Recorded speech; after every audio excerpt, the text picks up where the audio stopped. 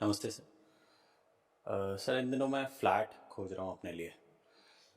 तो वहाँ पर जब मैं जाता हूँ, बहुत जगह गया, तो सबसे पहला सवाल यही पूछा जाता है कि फैमिली के लिए देख रहे हैं या फिर बैचलर्स हैं। तो मैं बोलता हूँ बैचलर्स। तो वहीं पे बात ख़त्म हो जाती है, उससे आगे बात ही नहीं बढ़ती है। तो बहुत जगह यही जवाब मिला। तो मन में ऐसा हो गया है कि भाई बैचलर होना कोई अपराध हो गया है क्या? मतलब बैचलर्स को रूम ही नहीं मिलेंगे कहीं पे, आपको अगर फ्लैट लेना है, रहना है। तो सवाल से पहला ये होगा कि बैचलर हैं या परिवार वाले हैं। परिवार वाले हैं तो आपको दे दिया जाएगा। आप ये मान्यता उसमें ये रखी जाएगी कि बैचलर हैं तो यहाँ पे हुड़दंगी मचाएंगे। और कई तो सोसाइटीज़ भी ऐसी बन गई हैं अब, जहाँ पर ये बोर्ड ही लगा दिया जाता है कि बैचलर्स नॉट अलाउड। बट उसमें भी थोड़ा पुरुषों के साथ में डिस्क्रिमिनेशन है कि पुरुषों के ऐसे ही माना जाता है कि ये तो हुड़दंगी मचाएंगे। गर्ल्स को फिर भी अलाउड अलाउ कर देते हैं कई जगह, लेकिन उनमें भी यही देखा गया है कि महिलाओं को भी नहीं दिया जाता जनरली। तो ऐसा क्यों है? मतलब ये क्या हमारे समाज में मान्यता फैली हुई है कि परिवार वालों को दे देंगे लेकिन बैचलर्स को नहीं देंगे?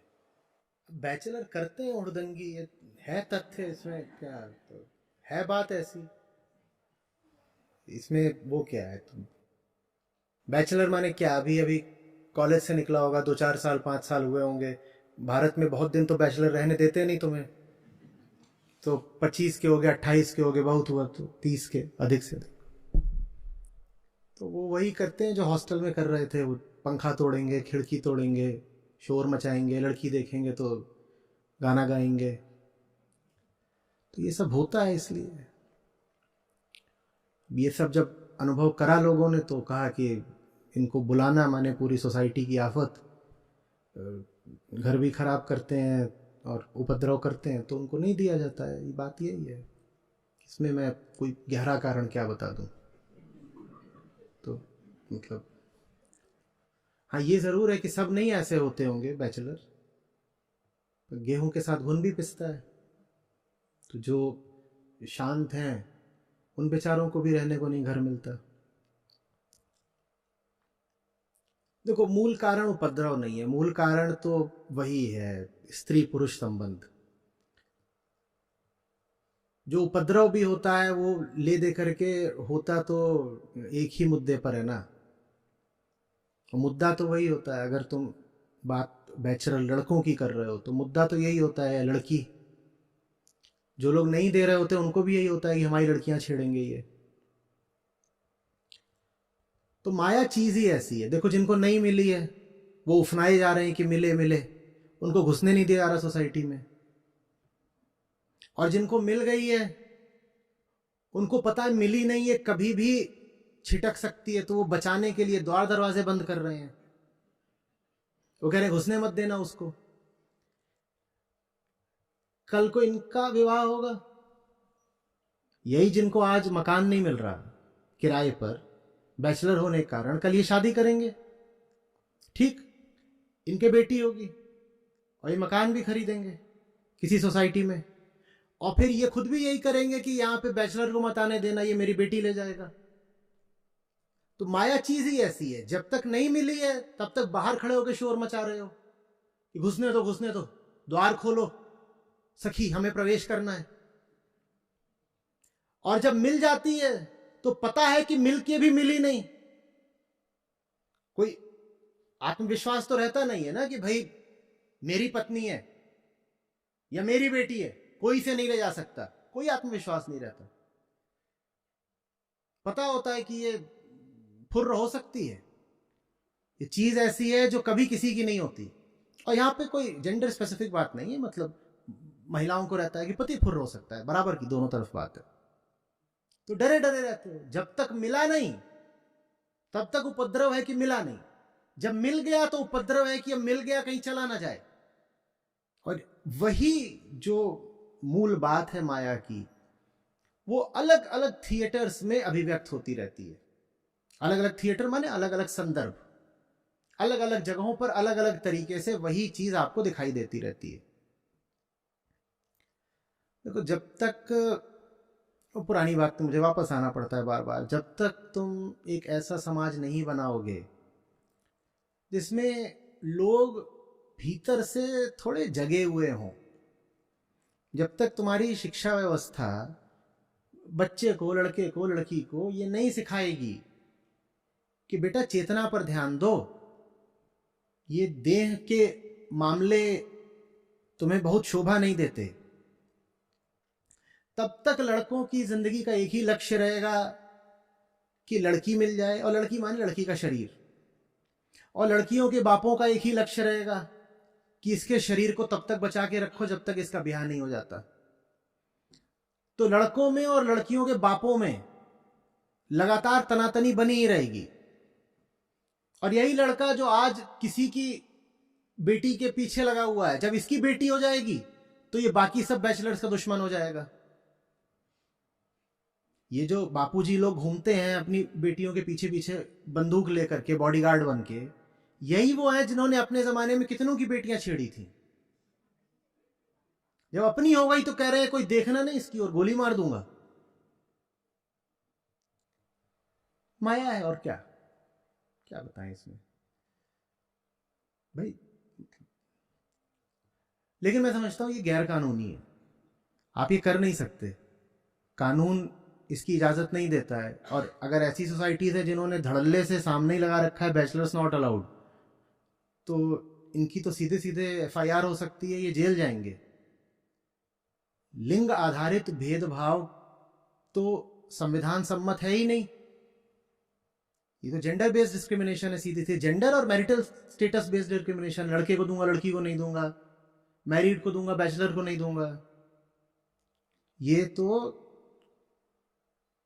सुप्रीम कोर्ट भी मान चुका है कि ये जो एकोमोडेशन है या हाउसिंग है, ये आपके मूल अधिकारों का हिस्सा है। सरकारों को इसीलिए बार बार बोला जाता है कि चीप अफोर्डेबल हाउसिंग प्रोवाइड कराओ गरीबों को, किसी भी तरीके से कराओ। कोई फुटपाथ पे नहीं सोना चाहिए, सब नहीं होना चाहिए। सरकारें इसको इतना क्यों बढ़ती हैं? क्योंकि ये चीज़ मूल अधिकारों में मानी जा चुकी है। मुझे रहने को घर मिले, सर पे छत मिले, ये फंडामेंटल राइट है या एक्सटेंशन ऑफ फंडामेंटल राइट है। राइट टू लिव का ही एक्सटेंशन है। राइट टू लिव होती है ना, राइट टू लाइफ है आर्टिकल 21 कॉन्स्टिट्यूशन की, ये उसका एक्सटेंशन है। आप जियोगे कैसे अगर सर पे छत नहीं है? तो अगर कोई एक व्यवस्थित तरीके से आपको वंचित रख रहा है किराए के घर से, तो उस पर एफआईआर करी जा सकती है। ये नहीं अलाउड है। लेकिन वो चलो कानूनी पक्ष हो गया, वो अलग बात है। तुमने तो उसका सामाजिक और मनोवैज्ञानिक पहलू जानना चाहा है, वो तो वही है। देखो, ऐसा हो सकता है, दिल से बताना, तुम्हें मिल जाए कहीं पे एक फ्लैट, मान लो चौथी मंजिल में मिल गया है, और बगल के घर में रहते हैं गुप्ता जी और उनकी 3 जवान लड़कियां हैं, और तुम उधर मुंह ना मारो। ऐसा किसी हालत में हो सकता है। और कुछ हो जाए, तुम छोड़ोगे ही नहीं। तुम ये तो छोड़ दो गुप्ता जी, तुम्हारा अपना मकान मालिक हो, उसको ना छोड़ो।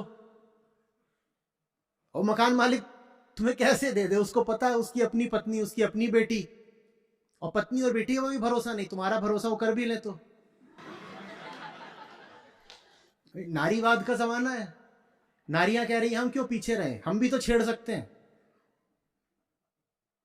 तुम भले ही घुसे रहो कि मैं बेघर हो जाऊंगा, निकाल दिया जाऊंगा, अगर मकान मालिक के यहां कुछ गुस्ताखी करी, उधर से आ जाएगा आक्रमण। जब तक देह बने रहोगे, जीवन का एक ही लक्ष्य रहेगा, यही बस। कोई मिल जाए, कैसे भी मिल जाए, टूट पड़ो उसके ऊपर। ना उसमें कोई चुनाव, ना पसंद, ना योग्यता, ना श्रेष्ठता, ना पात्रता। लड़की होनी चाहिए। अब सुनने में बड़ा गंदा लगेगा, पर हॉस्टल तो ऐसे बोलते थे कि करना क्या है, कैसी भी मुंह ढक दो बस, बाकी तो सब ऐसे ही है। नहीं, ये बात बड़ी गंदी है, लेकिन ये बताती है ना पुरुष मानसिकता के बारे में कुछ। क्या देह से मतलब है? दूर की बात है कि चेतना से मतलब रखो, चेतना छोड़ दो, चेहरे से भी क्या मतलब है? चेतना हटाओ, चेहरे से भी क्या मतलब है? ढक दो चेहरा, बाकी पूरा शरीर काम का है।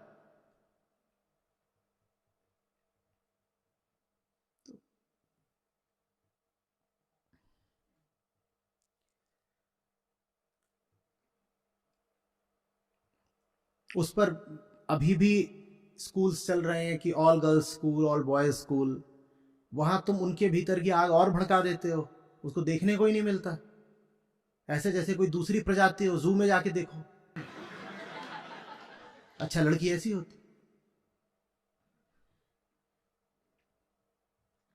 उनका किताबों में मन लगवाओ, उनको खेलने कूदने की ओर भेजो, ऊंची चीजों से उनका रिश्ता बनवाओ। कोई चित्रकार निकल रहा है, कोई लेखक निकल रहा है, कोई पढ़ाई में शीर्ष पर है, कोई खिलाड़ी निकल रहा है। इन चीजों को जब वो जिंदगी में महत्व देंगे तो मन में जानवरों वाले ख्याल थोड़ा कम आएंगे। और अगर तुम्हें फिर किसी लड़की की ओर आकर्षण होगा भी तो कम से कम वो कोई ढंग की लड़की होगी।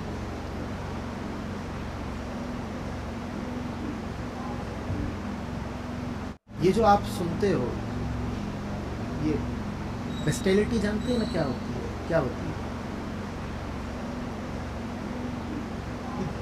दूसरी प्रजातियों की मादा पकड़ करके उससे भी संसर्ग कर लिया।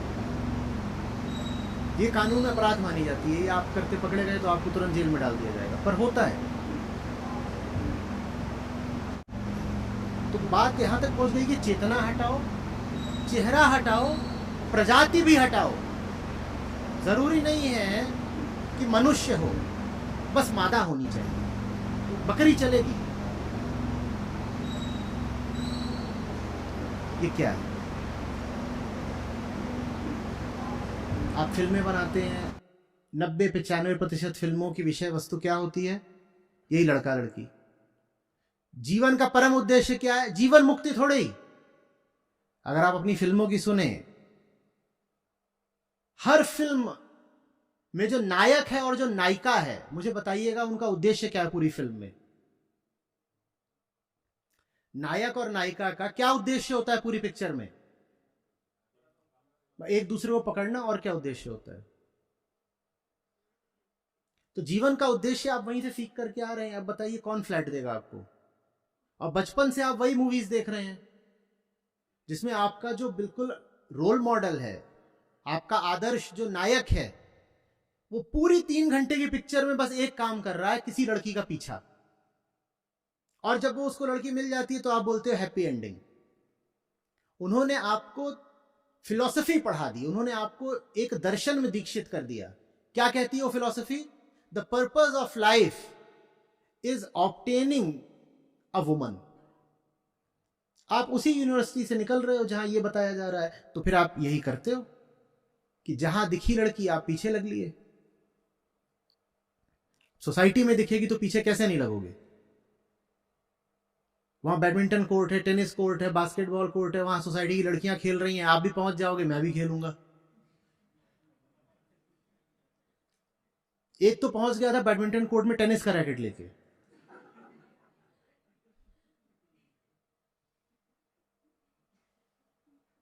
उसको शायद लगा भाई भाई it's just about the shuttle Kock.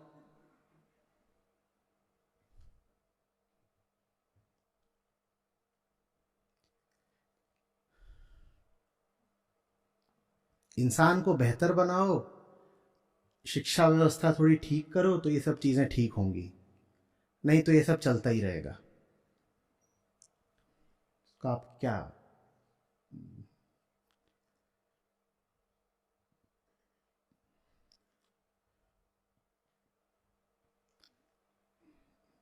पूरी आपकी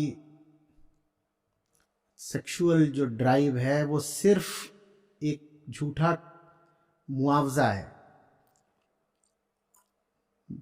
जिंदगी में सही काम नहीं कर रहे तो उसकी भरपाई करनी पड़ती है। यही सब खेल चला करके। लोगों को मुझसे बड़ी तकलीफ रहती है, वो कहते हैं आप तो ऐसे बोलते हैं जैसे आदमी और औरत में सिर्फ सेक्स का रिश्ता होता है, भावनाएं भी तो कुछ होती है ना। मैं कहता हूं आत्मज्ञान नहीं है तुम्हें, नहीं तो तुम जानते कि तुम्हारी सारी भावनाओं का आधार सिर्फ काम वासना है। बोले नहीं, पर हम उस तरीके से नहीं देखते, हम तो रोमांटिक तरीके से देखते हैं। साहब आपके सारे रोमांस का आधार भी आपकी सेक्सुअल एनर्जी है। आपको नहीं समझ में आ रही बात? अगर वैसा ना होता तो आपका रोमांस किसी पुरुष से भी तो हो सकता था। हमेशा पुरुष का रोमांस किसी स्त्री से और स्त्री का पुरुष से ही क्यों होता है? तुम्हें दिख नहीं रहा वहां सेक्सुअलिटी बैठी हुई है।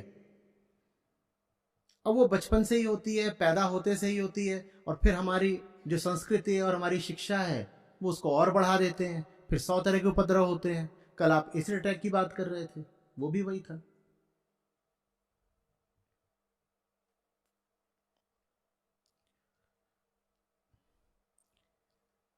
स्त्री और पुरुष में अंतर होता है, पर उतना नहीं होता जितना हमने बना डाला। दोनों की चेतना की एक ही मांग होती है, मुक्ति। दोनों जानना चाहते हैं, समझना चाहते हैं। आप एक नर खरगोश एक मादा खरगोश को देखें तो आप बता भी नहीं पाएंगे कौन नर है कौन मादा। एक तरह का व्यवहार कर रहे होते हैं। जो उनमें अंतर होते हैं वो होते हैं अंतर, पर उतने नहीं होते जितने हमने बना डाले। हमने उनका सब कुछ अलग अलग कर दिया, पहनावा अलग कर दिया, नाम अलग कर दिए, काम अलग कर दिए, बाल अलग कर दिए, और इतना उनको अलग कर दिया कि हाइपर सेक्सुअलाइजेशन हो गया। पुरुष को आपने हाइपर पुरुष बना दिया, स्त्री को आपने हाइपर स्त्री बना दिया। जानते हो क्यों बनाया? उसका मनोवैज्ञानिक कारण क्या है? जो चीज जितनी दूर की होती है ना, उससे उतना जबरदस्त आकर्षण होता है। जो चीज आपसे जितनी पराई होती है आप उसकी ओर उतना खींचते हो।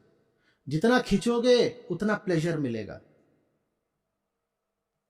तो ये जो प्लेजर की चाह है, इसने हाइपर सेक्सुअल बना दिया हमको। नहीं तो आप कॉलेज में बैठे हैं, मान लीजिए आप की फीमेल कलीग्स हैं, आप उनके साथ बैठ के किसी एकेडमिक विषय पर चर्चा कर रहे हैं, आपको तो याद भी नहीं रह जाना चाहिए कि आदमी है कि औरत है। आपकी प्रोफेसर हैं, वो एक महिला हैं, ये याद भी नहीं रह जाना चाहिए कि ये पुरुष है कि महिला है। नहीं रह जाना चाहिए। आपके डॉक्टर हैं, वो पुरुष है कि महिला है, याद भी नहीं रह जाना चाहिए कि पुरुष है कि महिला है, पर हमें सब याद रह जाता है।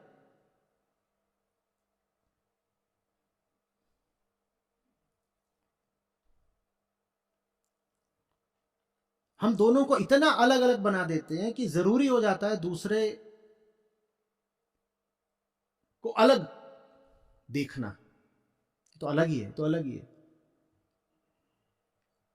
आप कपड़ों को ही देख लीजिए ना, इतने अलग कर दिए महिलाओं के कपड़े कि आप नहीं भी सोचना चाहो सेक्सुअली तो आपको सोचना पड़ता है।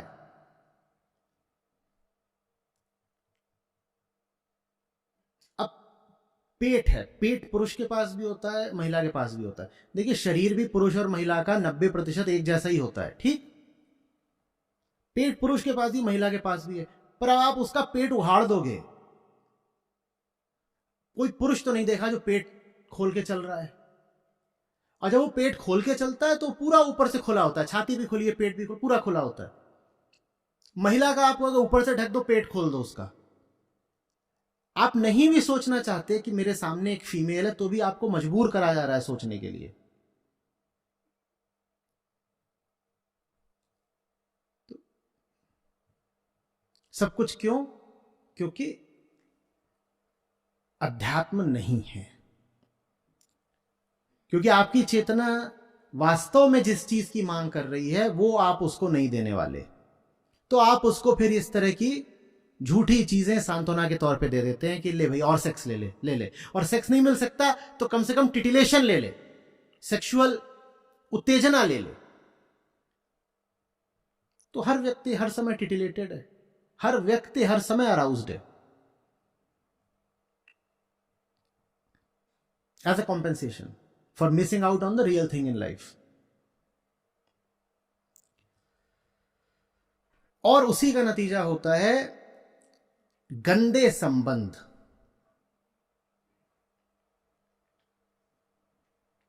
और फिर आप बाद में परेशान होते हैं, रोते हैं कि अरे ये किससे नाता जोड़ लिया।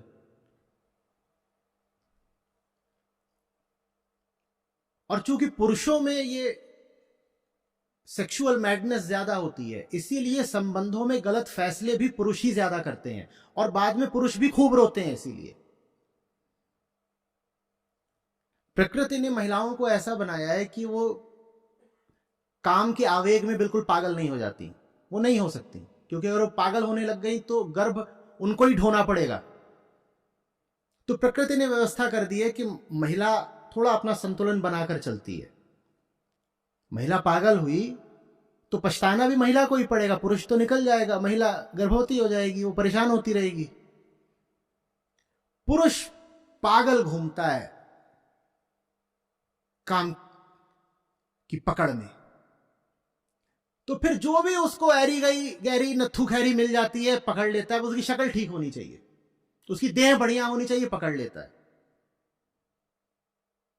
और फिर आके रोता है जिंदगी खराब हो गई है, किसको ले आया। जब ला रहे थे तुमने उससे पूछा था कि तेरा राजनीतिक दृष्टिकोण क्या है, लिबरल है कि कंजर्वेटिव है? तब ये सब बातें करी थी। तब तो एक ही बात रहती थी कि उसकी स्कर्ट कितनी छोटी है, कितने इंच लंबी है। तब तो सारा मुद्दा ये था। जब उसको लेके आ रहे थे तब उससे कभी दो चार ढंग की बातें करी? उससे पूछा। 1947 के बाद के भारत के इतिहास पे आज चर्चा करेंगे। आज की डेट है हमारी, let it be a historical date. वो आती ही नहीं, खुद ही तुम्हारा पिंड छूट जाता। उसको तो यही नहीं पता कि 47 में क्या हुआ था, तुम बच जाते।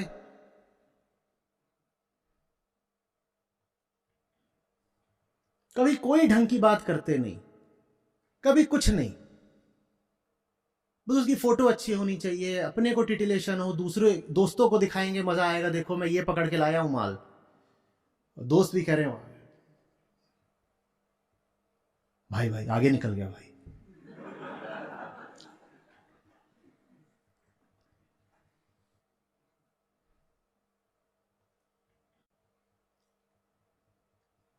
बेमेल, असंगत विवाह।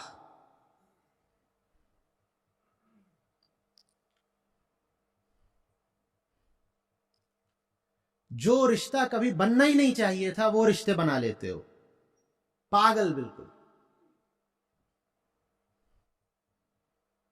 और जिनसे रिश्ते बनने चाहिए थे, जो इस लायक थे कि संबंध जोड़ो, उनकी ओर देखते भी नहीं, क्योंकि उनकी शक्ल उतनी आकर्षक नहीं है।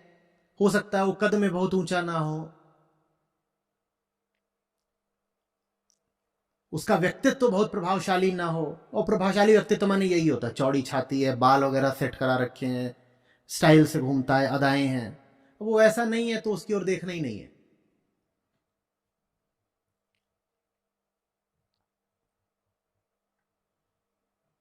उसका नतीजा ये होता है कि जो बेचारे ढंग के होते हैं वो भी कहते हैं हमारी ओर तो कोई आता ही नहीं, तो फिर वो भी बस इसी ओर मुड़ जाते हैं कि तुम्हें भी थोड़ा टिप टॉप होना पड़ेगा। टिप टॉप कैसे होना है? जाके बाल दाढ़ी सेट कराओ, ये पहनो वो पहनो, ऐसा ना पहनो, फलाने एक्सेंट के साथ बोलना सीखो। कुल मिलाकर के पूरे समाज का ही पतन होता है।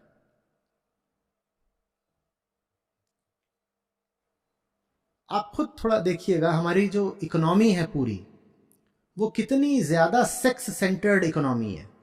कितनी इंडस्ट्रीज बंद हो जाएं, अगर इंसान हर समय सेक्सुअली अराउज्ड ना रहे। सोच के देखिएगा।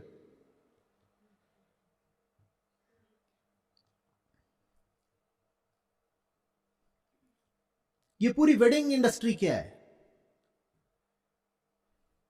ये कॉस्मेटिक्स क्या है?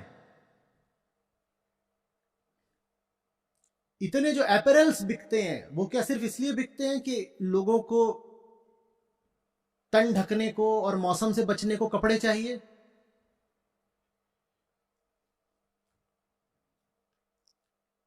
मेडिकल इंडस्ट्री में भी ये जो पूरा सर्जरी से लेकर के और कई तरीके के स्किन ट्रीटमेंट्स का खेल चल रहा है, हेयर रिप्लेसमेंट का खेल चल रहा है, ये सब क्या है? इंडस्ट्रीज हैं जिनके केंद्र में सिर्फ $1 बैठी हुई है।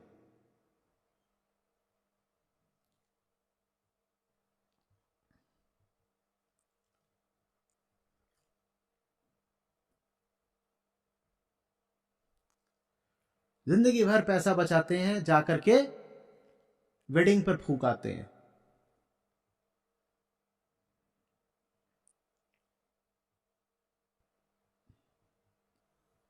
ज्वेलरी, ये पूरी ज्वेलरी क्या है बताइए तो मुझे।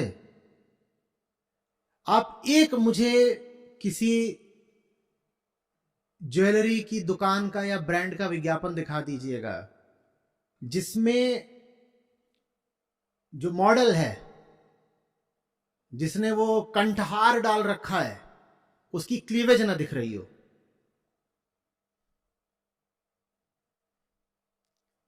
गौर करिएगा, वो उतना बड़ा एक लगा होगा सड़क किनारे, देखा है?